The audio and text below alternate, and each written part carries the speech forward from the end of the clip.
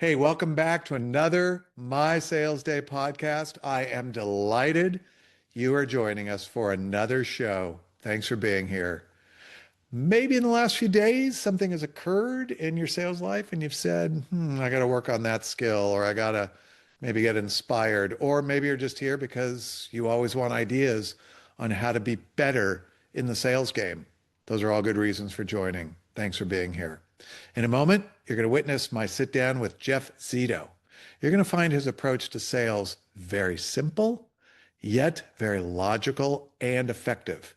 In one particular segment, we talk about no and hearing no and what sellers have to do to fight and persist and persevere through the no's, because of course, our sales life is littered with no's and we have to keep going and find those yeses. Before I patch us over to the podcast, I'm going to ask once again for you to go to mysalesday.io and subscribe to the daily newsletter. If you are a subscriber, thank you for your patronage. Otherwise, wouldn't you want a daily skill tip and recommendation in your inbox every single morning? That, by the way, requires all of 90 seconds of your time to read and digest. Of course you would. Go to mysalesday.io and sign up. And again, if you are a subscriber, thank you. Okay, let's go peek in on the show that I had with Jeff Zito.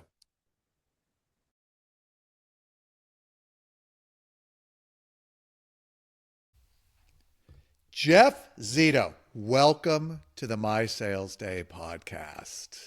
Thank you for having me, Michael Hess. Yeah, all right. How you feeling today? Feeling good. It's a good day in Chicago. It's a good day here too, and I'm really excited to have you. I have had the pleasure of observing your skills over a very long time, and I'm excited for our listeners because they're going to hear from a pro's pro. What's been most impressive, me watching you over the years, is your courage and ability to appraise your gaps, work on those skills that need attention, and then use them on your customers. And of course, rinse and repeat. Really admirable stuff, Jeff. Really admirable. Okay, with that, let's dive in because our listeners want to hear from you. Chapter one. I love this segment. It's called I Don't Mean to Brag, but. So, talk to us. I'm happy to report that I am in the middle of my career-defining win as we speak. Everyone gets these RFPs from clients or these requests to submit plans, and we've been chasing this one whale for 5 years, never winning it, time after Whoa. time, submitting big, bold proposals only to get the no thank you. Well, after Yeah. 3, 4 years of finally chasing it, we finally broke through, and we got a test.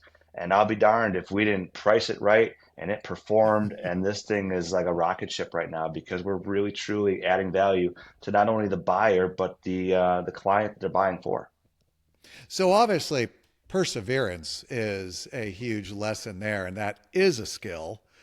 But talk a little bit about what you learned over 5 years of no that informed you to finally get the yes. Were there any blaring signals that you actually leveraged for this successful go round? Yeah, perseverance and persistence is so critical in our job. We get told Yep. no every single day, so many different times, but you can never give up. And I think a lot of the skills that I've learned through your coaching has helped us identify clear next step alignment, identify who the key decision power base is, and really Yeah. getting to the right people. Because if you're not talking to the right people, you never have a shot. Whether it's a small campaign or a massive campaign, you have to make sure that you're talking to the right people. Well, congrats. I really am proud of you and excited for the good win. And it just shows that just when you're about ready to give up chasing a particular account, don't, because a yes is right around the corner. And yes, of course, I'm going to Venmo you the $50 for gushing about my coaching abilities. Appreciate that. All right. Next segment. Let's meet our guest. No fancy music. Love that story, but we want to do a flash round here so the listeners can learn a little bit more about Jeff Zito. We're going to go fast. Ready? Ready? How many years in sales? 15. Okay, seasoned pro. How many of those years were you frustrated as shit?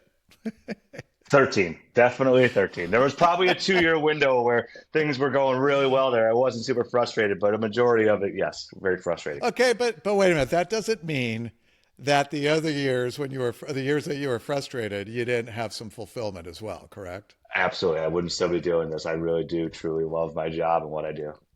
Good point. Number three, complete the sentence. If I hadn't gone into sales, I would have become a. I'd still be on the buy side. I worked on the buy side for the first 5 years of my career, and that was also very fulfilling.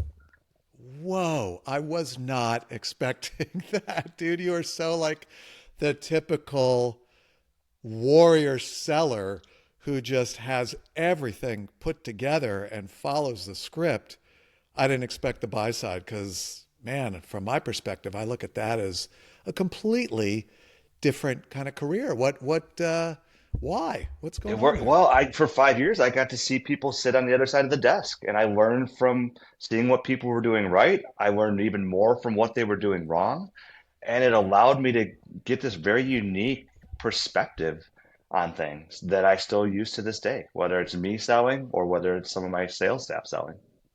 Yeah, but the fact is, we got you on the sell side for 15 years, so you're never going back. All right. Number 4 out of 5 on a 1 to 10 scale, 10 being the highest. What number represents your career satisfaction as a seller? As a seller, I would say 9. I have Nice, been nice. I have been navigating challenges, and the space has been evolving very rapidly over the last 15 years. And I've had a front row seat to all of it, how buying models have changed, how clients have changed, how buying has gone in-house, and agencies have been disintermediated a little bit. It's Yep. been a constant challenge that I've been fortunate enough to be able to kind of roll with the punches. Well, anyone who's had success for 15 years like you have, and I know this personally because I've seen you over a chunk of it, subscribes to the adaptability skill. And that is something that does have to be worked on. And you are certainly that. You are adaptable. All right, let's move on. Thank you. Everyone now knows a little bit more about Jeff Zito, and I love it. Wasn't prepared for that answer about the buy side, but that's why we do these. Next segment titled My Superpower Skill Is. Now, let me set this up, give you time to think about this. The point here is to reinforce that every seller has a superpower or 5.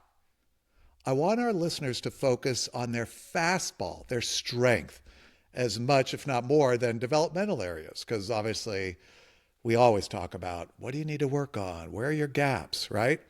So, what's Jeff Zito's superpower? How do you describe the one skill that never fails you? You know, I Great question. I think my superpower is the ability to ask the tough questions. And I didn't have that early on. I developed that skill over the years, but really being able to get to the source of like what is their personal motivation? How does this help them? We talked about decision power base a little bit earlier, and throughout the client, call it the food chain, everybody's motivated differently. But if you can identify who you're talking to and what their personal ambitions are or motivations, and for someone more junior level, it might just be making their job easier for them. For someone higher up, it might be, being able to add revenue to their bottom line. And there's all kinds of things in between. But if you can ask the tough questions and really listen, right? So many people ask questions and they're already thinking about the next question that they're going to ask. But if you can ask the tough questions and listen and then act on that and provide value, that's been a winning formula for me for a long time now. That's a good superpower for sure. And actually, it's really at the heart of what defines sellers. Those sellers who operate with a sense of urgency that is heightened and optimized know that they can't pussyfoot, yes, pussyfoot, around a dialogue with a client. First of all, we don't have that much time when we're interacting with customers. But if I could get through to the sellers on the young side of their tenure and instill in them that their job is to shorten the clock between opening the opportunity and closing, then that's the secret to selling. And of course, the foundation there is ask the hard questions. Was there any moment as you learned that skill, as you developed that skill, that triggered the need for you to accelerate the development of that skill? Yeah, my first couple years on the sales side, I would say I was like the self-deprecating salesperson, coming from the buy side and seeing all these different people come through thinking that their products were always the best. Sometimes they were, sometimes they weren't. So my first couple years, people said no to me. I would walk away and put my tail between my legs and come back to them at the right time. But as I developed the courage over the years to really ask those tough questions, it allowed me to probe a little bit deeper, to understand people's motivations and, perception versus perspective. Everyone always thinks that they're the center of their universe, which they are. And if you can lean in to asking the tough questions and having the courage to do so and really listen, that's a game changer. That's oftentimes the difference between what I would define as a good seller and a bad seller. Well, what's interesting with that comment is you had 5 years of buy side to witness all kinds of selling approaches. And it still took you a long time as a seller to develop that skill. And I would just say it's part experience, but part of it too is coaching and management to say, what do you got to lose? And if you spend time preparing your questions before these interactions, then you find the courage once you're in front of the buyer and you don't just take the easy road out and then bail out. I love it. Cool. Thank you on that. Next chapter, let's move this interview through. This one's titled My Sales Day in Review. Yep, shameless plug for the newsletter. But in this case, I know you happen to be an avid reader. Is there any particular post recently that's hit a nerve with you? And of course, why? Yeah, absolutely. I really do love the daily emails. Right after I get my reporting and my financials, I oftentimes read that email in the morning. And I would say more often than not, I share it with my entire sales team and reinforce a lot of the messages that I'm trying to speak to on a day-to-day basis. But one that stuck out to me was it was somewhere in the middle of August, and it was titled "Do an Attitude Push-Up Today." I love It that was title. great. If if I've slapped myself on the back or not, why not? While I may not be the biggest Notre Dame fan, even though I'm only about 65 miles away, I have deep respect for Lou Holtz and what he's done for that organization. But there was a quote in there that said, "Ability is what you're capable of doing. Motivation determines what you do. Attitude determines how well you do it." And Yeah, I couldn't, yeah, I couldn't agree more. I mean, for those people on the sales side, we get forced to listen to no's all day long. We get so many no's for every one yes. And there's not a lot in our control. We can't control oil spills or global pandemics or stock market declines or wars. But what we can control is our effort and our attitude. yeah. And those salespeople that are able to put a smile on their face, whether they're feeling it or not that day, are oftentimes the ones that really understand that your day's never done. There's always one more thing you can do, and if you put the effort in, it will pay off in the long term. With that attitude push-up concept, it triggers in me an actual mantra I used to say when I ran my teams and was owning sales organizations. I would say, take it personally, but don't take it personally. Like, let the no be motivation, but don't let it slow you down. And I still subscribe to that. Uh, I'm in sales myself, and I hear no all the time too. And I always take no's personally. But then I say, oh, just go find it. Somebody's going to tell you yes. I know there was also another entry on my sales day that you and I talked about, which was, I think it was on objections, and I think it was in July. Hey, my sales day covers objections a lot. It's kind of a core skill, so it hits it at least a couple times a month just because you got to. But do you remember which one I'm talking about? I can't. Yeah, it was I gotta look up. something. Good luck eliminating objections. All right, you found it first. Yep, that was it. Um, Objections are tough to overcome, right? We are paid to deal with rejection. We are paid to identify and uncover objections. and they come in all shapes and sizes. But again, being like the self-deprecating salesperson early on in my career, I would avoid them. I wouldn't surface them. If there was a flaw in the product or a flaw in the process, like I was trying to do everything but talk about that. And again, with time and courage, it gave me the opportunity to realize that you got to go right after it. Like you're not Yeah. always going to completely remove it, but you at least got to shrink it. You got to bring it to the surface so you can have a real conversation. Otherwise, you're just spinning yourself in circles. But once you do identify it and uncover it, then it really gives you an opportunity to move on it. Yeah, the whole concept of objections is a very challenging for most people because what do we do as sellers? We avoid conflict, right? Client wants something, we say yes. Client wants to go to the Super Bowl, we do our best to say yes. Client wants us to adjust our product feature to accommodate something that they need, we say yes. We try to avoid conflict, and yet when we talk about initiating a discussion rooted in obstacles or objections, what are we doing? We're doing the opposite of that. We're leaning into potential conflict. But if sellers can just adjust their brain and say, objections don't have to be conflicts. Objections are just a label that we put on something. Let's call them issues.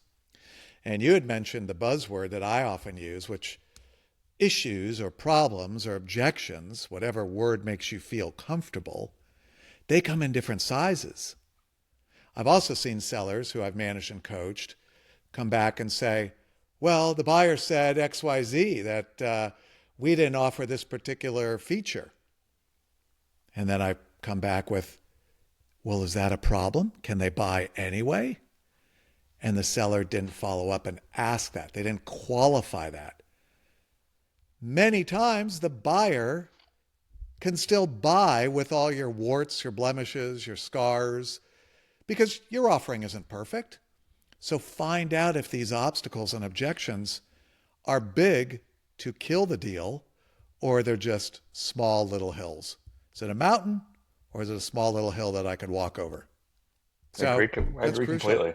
Yeah, and Yeah, sometimes you don't know. You might think it's a hill and it's actually a mountain, or vice versa. So, have that's again, right. And you don't know until you ask.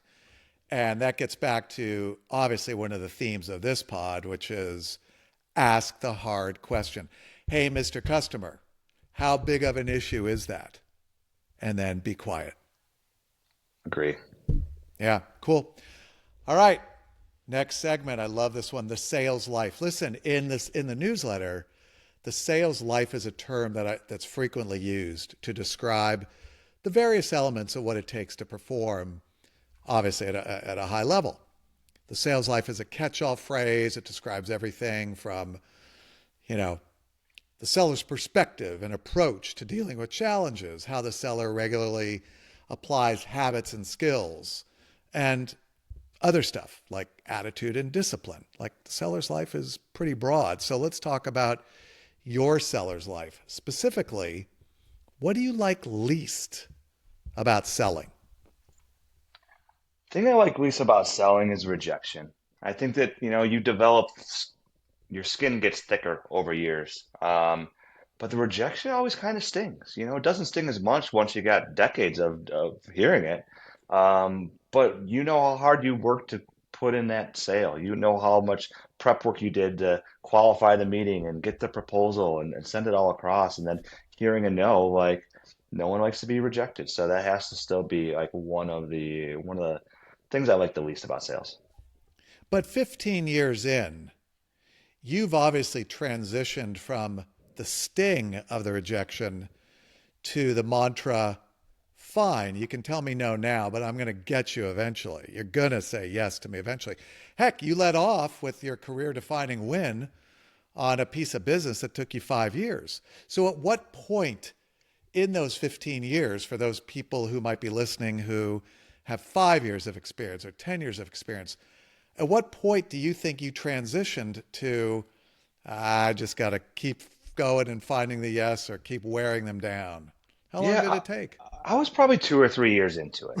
You mentioned it earlier. It comes with coaching and mentorship and having a Yep. good sales manager above you. But at first I was upset. Everyone goes through like the stages of denial and you're angry, but ultimately I learned to like use it as an opportunity and use that no and flip it into a yes and get the mini win along the way. Okay, you got told no, but did you find out why? Did you really understand why? Do you have clear guidance on like what you need to do next time?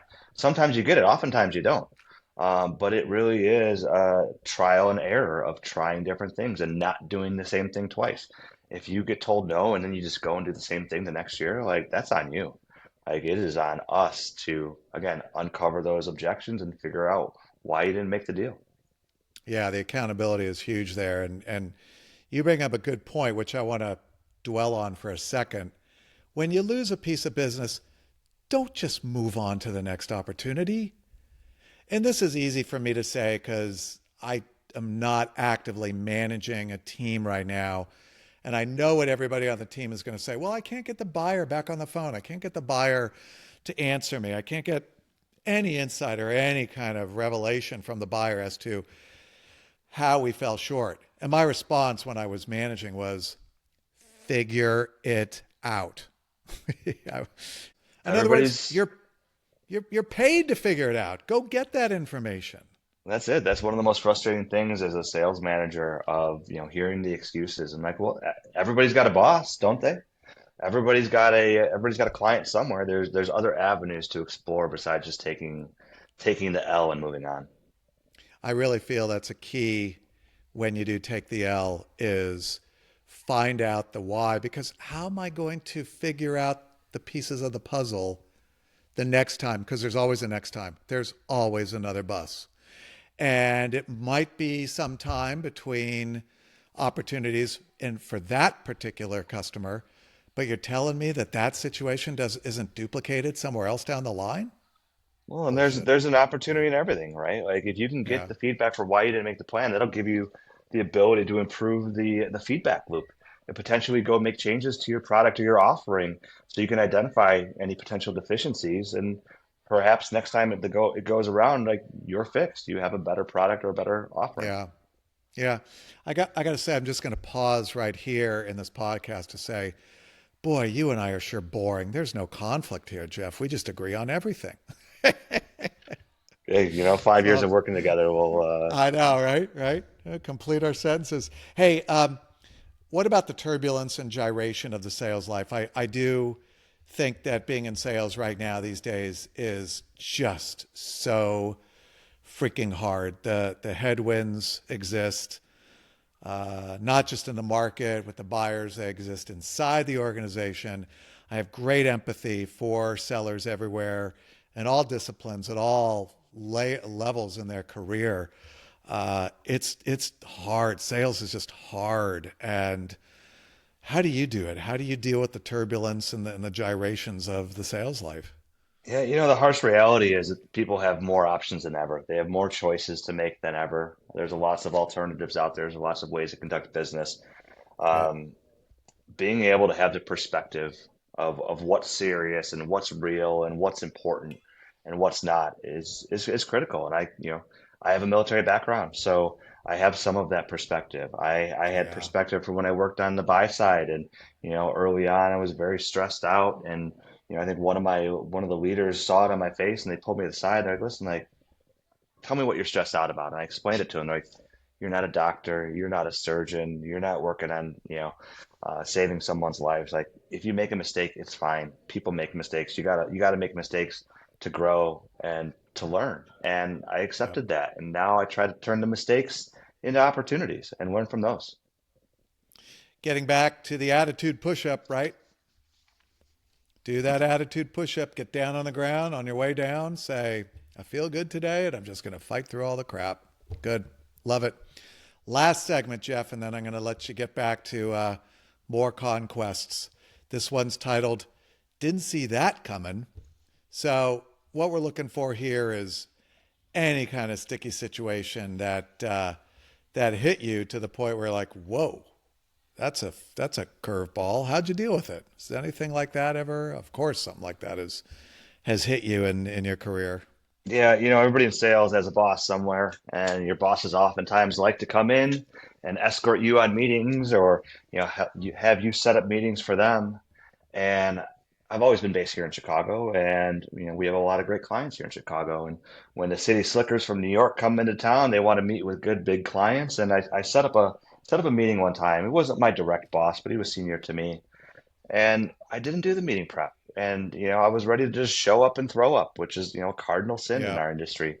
And as we sat down and I let him go, he was saying things that just weren't true, things we could not do, and making promises that we Ouch. were not going to be able to deliver on. And I was junior in my career, and I just sat there and I bit my tongue and I didn't push back.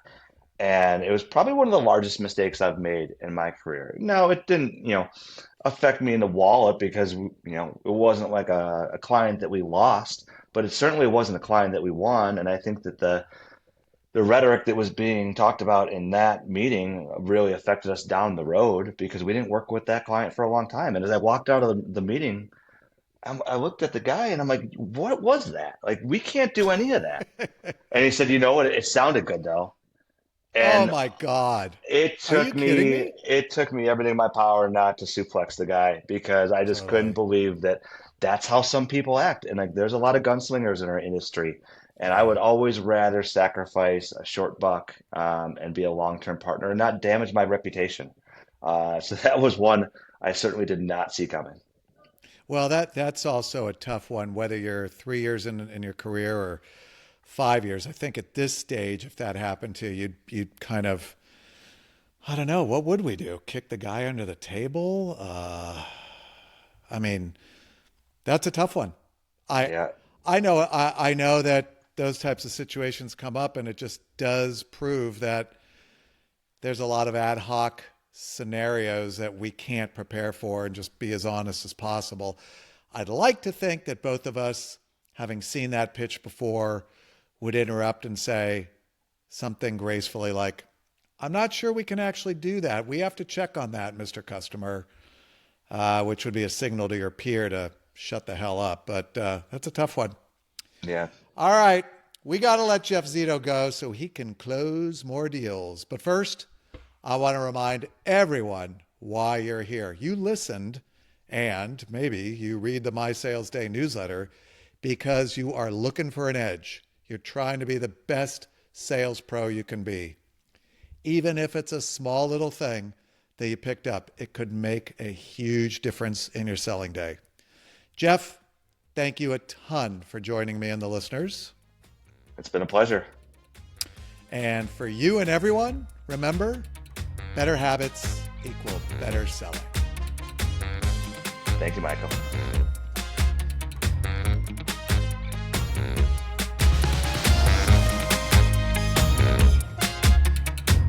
Thank you for listening to My Sales Day. It was great having you here. For more, listen to our other episodes on your favorite podcast platform. And while you're there, leave us a review.